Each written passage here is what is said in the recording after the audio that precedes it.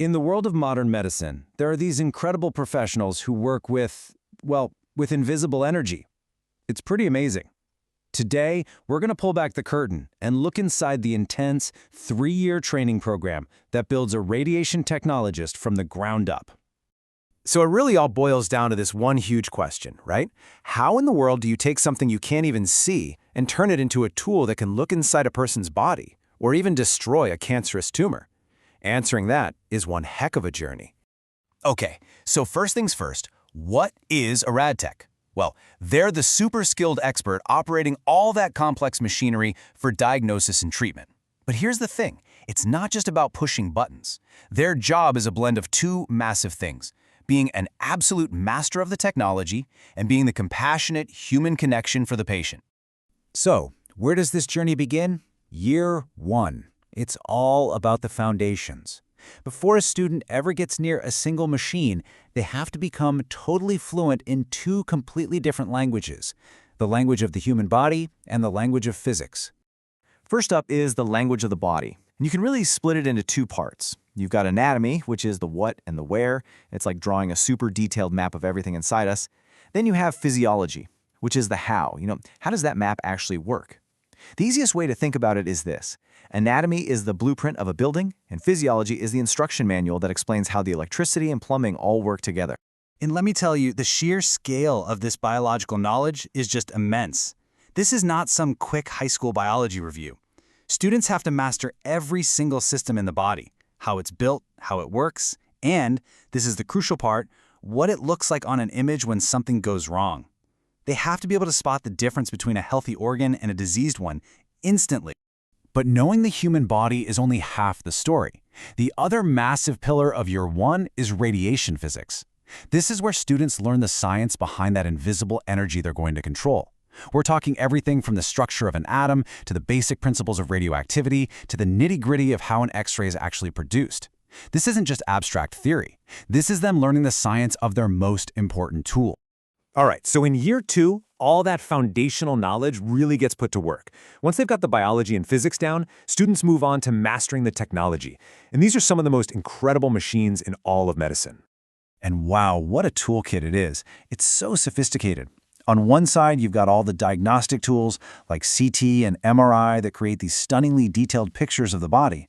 And on the other, you've got these absolute powerhouse therapeutic machines like linear accelerators that deliver targeted radiation to fight cancer. Every single one requires a totally unique set of skills to operate safely and effectively.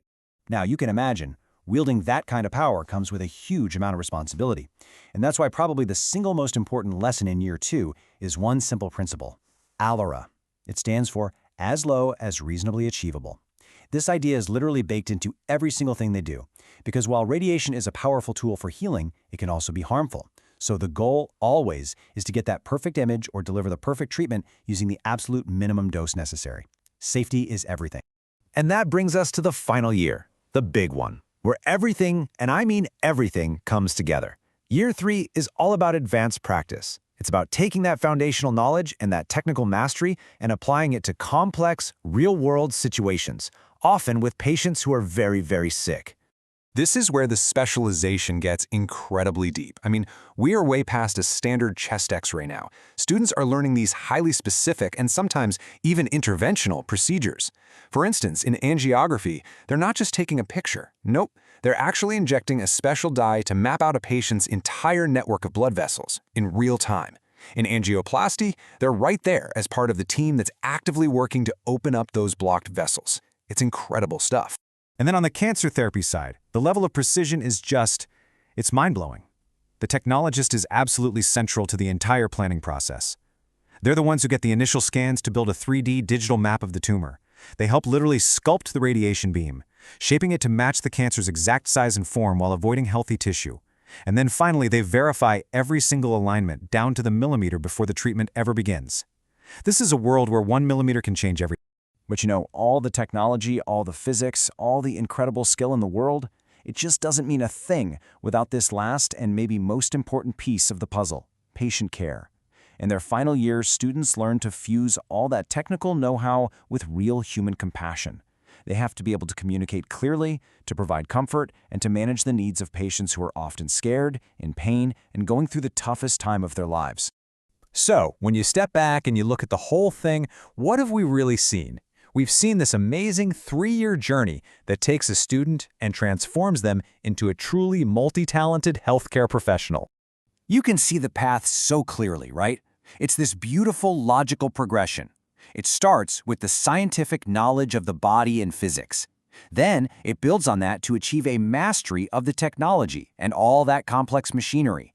And finally, it all comes together in real-world practice, where science and tech are blended with the essential, irreplaceable art of patient care. And at the end of the day, this is what it's all about. This really gets to the heart of the profession.